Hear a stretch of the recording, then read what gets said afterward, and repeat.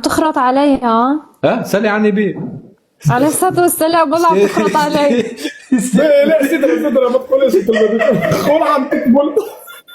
شو؟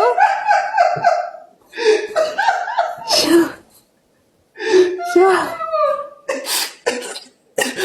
يا سيدنا لا خلينا في المهندس كملينا. خلينا نحكي خلينا امور المهندس. ليش ايش حكيت؟ عم اقول لك حتى امبارح نسيت بارك لك على السيارة. سيارة شو سيارة؟ سيارة. مو انت جبت سيارة؟ جبت سيارة. تصدق والله ما بعرف، قالوا لي انت جبت سيارة وسرعوا راسي باركيلو.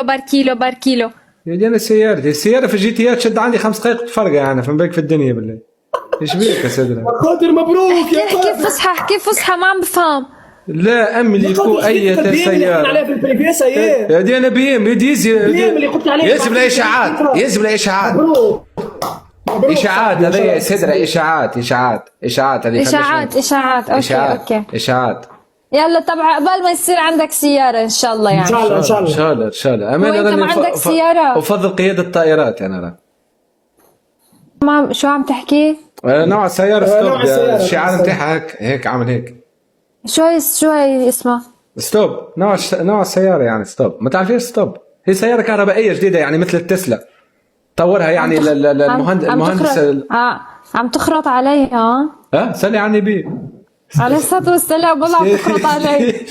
لا سدرة ما تقولش قول عم تقبل. شو؟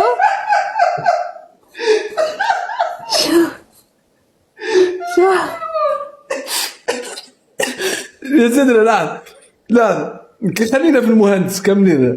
خلينا نحكي خلينا امور المهندس. ليش ايش حكيت؟ ليه ما تحكيش؟ برج غزي ولا يتنهد. شو معينك يتنهد. يا ملك. بيقولوا لي الكلمة عيب.